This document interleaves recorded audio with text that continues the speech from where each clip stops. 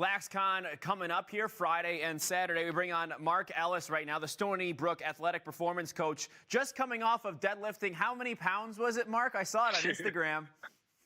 560. 560. Is that a record? PR? PB? That's a record. Yeah, I never hit 500 before, so I woke up saying, oh, I'm going to try to keep going, and 500, and did it 560 and ended it there. It was good fun on underwear where I was going to go, but ended up well. Nice. Well, congratulations. Appreciate that. I'm sure you're feeling good about that today. Oh, yeah. Yesterday was rough. Yesterday was rough. Right. All right. So at LaxCon this year, obviously everything's virtual, but you're going to be touching on some different things, defensive midfield-wise. Obviously, as we know, you did it in college, did it in the pros as well with the Lizards. Can you tell us a little bit about what you're going to share with everybody at LaxCon this year?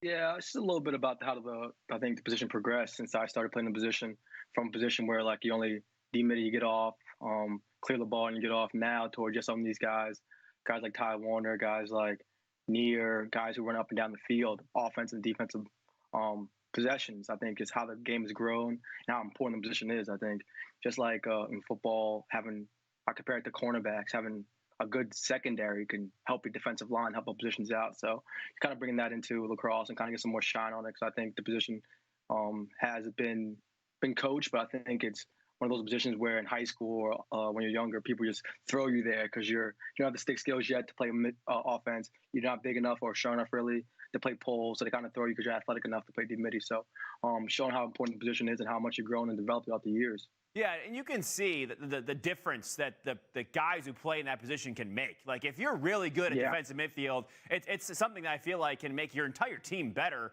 on both sides of the field. I guess, and you see the value in it as well. I guess, how can you maximize that on a team? I think you just have to understand, like, as a defensive midfielder, I go into the mentality, too, as well, of a defensive midfielder. It's like, you get dodged 90% of the time.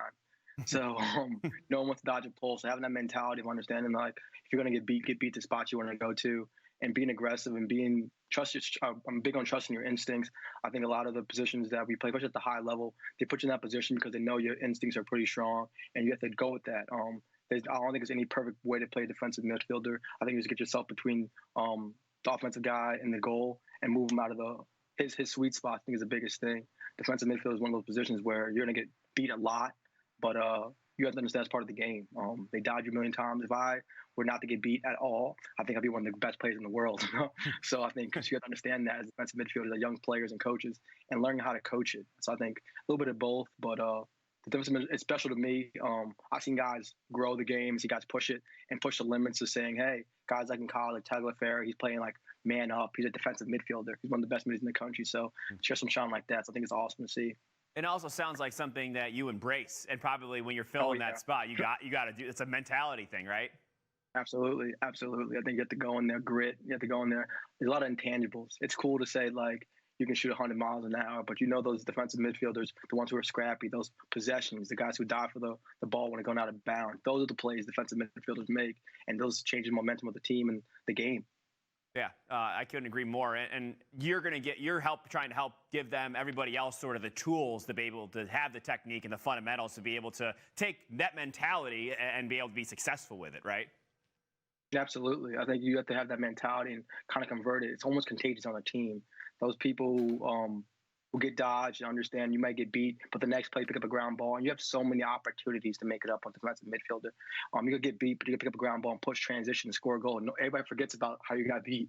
So I think it's one of those things that you can use for your advantage too. You don't have to be perfect on every single possession, but in between the lines, you can make a big difference. I know people who specialize in certain special areas on defensive midfield. I know people who are really good in transition, guys who are really good on defensive on the ball. So having that kind of development, seeing what you're good at, and using it to your advantage. And it's no picture cookie cutter way to play defensive midfielder. It's who you are as a person or who you are as a player, and you kind of uniform that and embrace that. How does deadlifting 560 pounds play into that? I think just the mentality of just getting after. I think defensive midfielders, no one cares what you do. Like, no one cares how hard the position is. And I think I have that mentality of being in the weight room, me being a performance coach. Like, you can't lie in the weight room. Either you could pick it up or you put it down. It's that easy. I bring that to life. I bring it to lacrosse. I'm like, what am I not good at? Okay, so if I know I'm not good keeping my feet next to this guy? How do I work on angles? How do I position a guy where, hey, he might be faster than me, but my angle and the way I work and the way I position myself, you benefit yourself. So being honest, and the weight room for me, just an honest place. You can't lie about it. Either you can pick it up or you can't. So it's a reality check for me. Yeah, and you've worked so hard to get where you are. You did that all throughout college at your stops, and also, of course, in Major League Lacrosse as well. And now I want to shift a little bit here to talk a little bit about the voice as well. I mean, obviously, the play you've always backed up your play on the field as a leader, and you did that this summer for sure, as you pushed on the MLL to further address social justice issues, especially considering what was going on in the country, throughout the world at the time when it came to the Black Lives Matter protests. And then we had what happened on Wednesday at the U.S. Capitol building, and you see the difference in the reaction from the law enforcement from what we saw during the Black Lives Matter protests and the insurrection at the Capitol on Wednesday. And my wondering is, you've seen probably the reactions from some of the LeBron James, other athletes, across the country over the course of the last few days. I'm curious, considering everything that you vocalized over this summer and fighting for your rights and the equality and everything like that, what gives you hope, Mark, I guess, in terms of the next step? Because it just felt like, and from seeing the reactions, it felt like almost a step back this week. Yeah, you have to realize, I think, with the whole thing going down, even from the summer, you have to understand that things are going to change overnight, and people are mad that things are changing. I think that was a great example this weekend. People are mad things are changing. It seems to be that people rushed to Capitol because they didn't get the vote in Georgia. They were upset. Now, just imagine how people of color feel in this country, and seeing them open the door to the Capitol, one of the, if not, in my opinion, should be the most protected places in the world. And we have our own home terrorists break into the building and damage things, history, things of that nature. And I think if people of color were there, it would have been a totally different story. It's just sad to see, but I think a lot of light is being brought into the subject once again, and see how much more we have to grow as a community, as a country. I think the people who want to do well or want to push the envelope to knock these walls down and barriers down have doing a great job of being leaders at it. And I'm just playing my part. I tell people right now, it's not about me. You have guys like the Black Lacrosse Alliance doing a great job as well. The Black MLL4, they're pushing the envelope outside of lacrosse as well. But I think it goes to the youth, the future. Obviously, things are moving now because people taught us, or people showed us the way, and we're just a little link in the chain. I think that's what we're doing. That's what I'm trying to do, is be a part of something positive and just make the next step for my future kids in the game of lacrosse and the game in this country in general, just to heal and embrace that. Hey, we made our mistakes, but we have to learn from them. I think a lot of people want to look at those mistakes right now, and it's hard. So when things are changing, people don't like it, but you have to pull that Band-Aid off, and it has to heal. Yeah, and it feels like you mentioned the change, and it's not just going to happen overnight. And I think that was something that we needed to remember over the course of this summer during the marches, which obviously was great to see, people fighting and fighting for what's right. But at the same time, you knew it wasn't going to happen in the blink of an eye. And I think maybe that what happened last weekend was sort of a reminder in that it's going to take time, but there are, like you mentioned, there is a light. And you mentioned, I really love that you brought up the kids and the future generations and how they're seeing the example that people like you are bringing across, and that can help guide them for the future. I think that's a good point of hope that you bring up too there, Yeah, I think it's big, because you have to realize the future generations possibly could read this in a textbook. Which is crazy to think about. We're living through these historical moments, and it's like, wow, like this is the stuff that happened previous, and it's happened in 2021, 2020.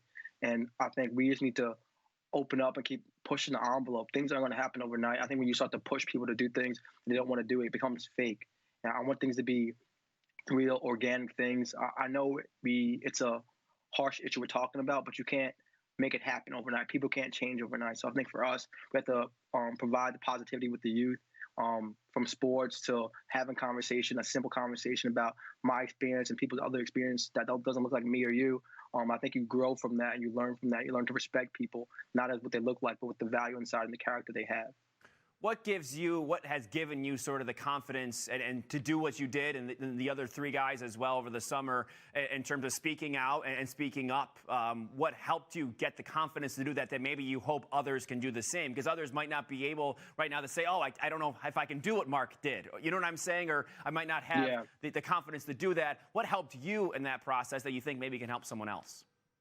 I think so. So my main motivation, to be honest, was my grandpa fought in Vietnam War, and he came back and he still got treated like crap.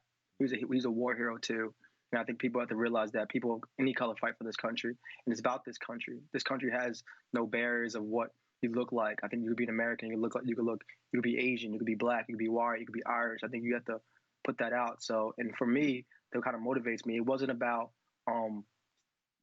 taking a knee. It was about taking a stance. So you could do a small thing by having a conversation with people that you're not usually talking to. You do a small thing that speaks volumes.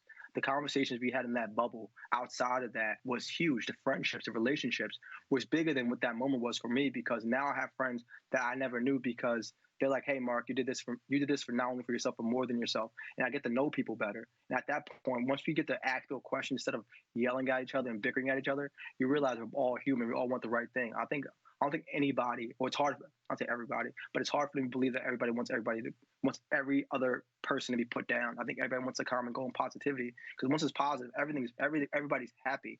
I don't see anybody negative. I don't see anybody in distress or being put down. So I think we have to look at that and say, hey, we all want the same thing, which is equal rights for all people. Because you understand, if you're white or black, you have to intertwine at one point. You're going to meet a white male, white female. You're going to meet a black male, white or black female one day, and that have interaction would be respected for the person they are, not the color of their skin.